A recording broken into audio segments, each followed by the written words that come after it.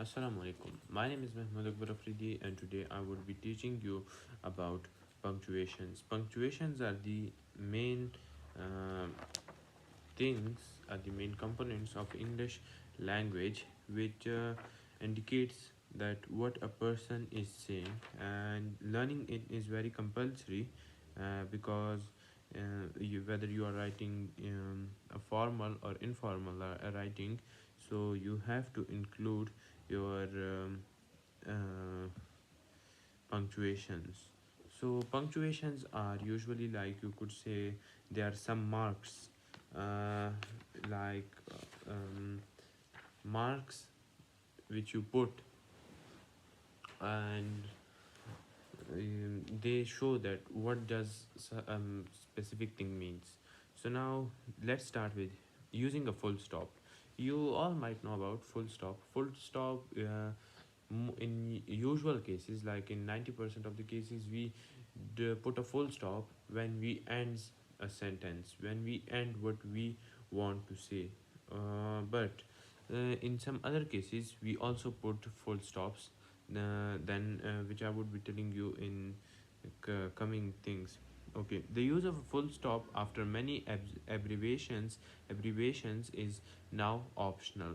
Some years ago, people put a full stop after these abbreviations and now like them, and once like them. Like, let me show you. The first word you could see over here is Mr. So people do put full stop after Mr. If you would say like Mr. Nasir or something like this, so they do put Mr and then C. Then over here is Mrs, and then Ltd, which means limited, doctor, then captain and surgeon. And many people do these things, and do put um, full stops. So it indicates that not long ago some people omitted the full stop if the first and last letters of an abbreviations were the same as those in full words. Then we had. Okay, in modern times, some people omit full stops after all abbreviations. In an examination, it is perhaps safer to use a full stop after an abbreviation, as the book itself says. It is safer, and I think so. We should put it. It enhances our writing. It modifies our writing. Okay. Now there are some examples that where should we put a full stop. Put a full stop at the end of a sentence. He turned off the light, then he went to sleep. So over here we are having two sentences. The first one is he turned off the light. This is an action done firstly. So he puts the full stop and ends his sentence. Then he went to sleep. This is another work done by the person.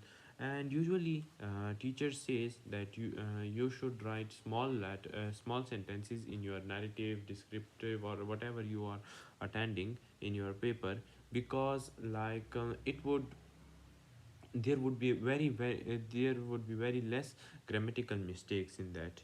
Okay, if you join two sentences together, use a conjunction. Now what's a conjunction? Let me tell you. He turned off the light and then he went to bed.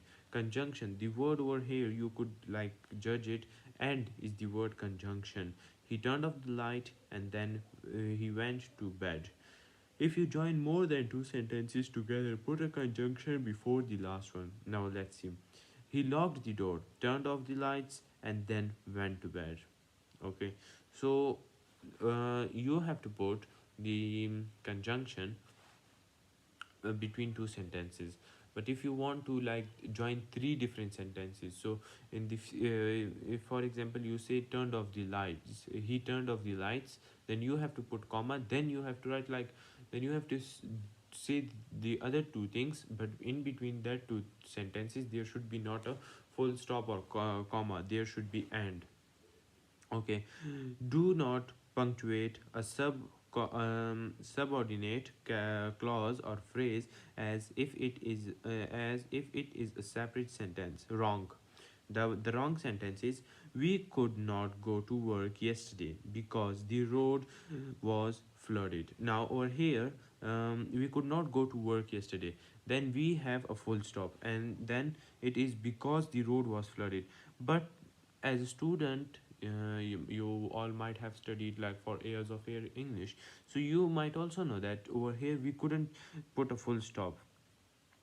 Okay, because sometimes when we are telling the reason, so we have to tell them in the same in the same sentence. We could instead we could put a like comma, but it would be rather good to not put any conjunction, comma, or punctuation. We could not go to work yesterday because the road was flooded. So this is how. Okay, now another wrong sentence is I have several hobbies. For example, stamp collecting, playing the guitar, and cooking. Over here, the full stop is put I have several hobbies after this. But I don't think it is good because if you would see, then after this we have for example. Just like because the for example is like we are connecting, we are telling, we are giving examples of the same thing that we have told to our reader in our previous words. So instead of putting the full stop, I would rather say that it should be a semicolon, but not a semicolon, it would be not good. A comma would be better. For example, okay, so the correct one is I have a several hobbies, as for example stamp collecting, playing the guitar, and cooking. Now over here we are having a comma. I phoned my friend, hoping to find out if he was free to play badminton. Over here, the same things happens. We are having a full stop after I phoned my friend. We shouldn't put a full stop. We should have a comma. Okay, using a comma. Comma is just like full stop, but it have a little different function. Okay, these sentences show some of the more important uses of the comma. My best friend, comma, Mary Smith, comma, has a very cheerful and friendful nature. Over here in this sentence, you could see we have put two commas, and what were the need for that was that like my friend, my best friend, then comma, name, Mary Smith has a very cheerful and friendly nature. Over here, you could say like the name Mary Smith has nothing to do, like we could see he, she, sorry, not he. So the word Mary Smith has not to do anything with this um, description with my best friend and very cheerful and friendly nature. So that's why we do put a comma, and comma is also the main reason to put a comma is that when like we are joining two sentences and both of them don't have and both of them don't have like they are not talking. For example, I say he is going to the market, then comma, and then I put a sentence which is not related to this, that why is he going to the market.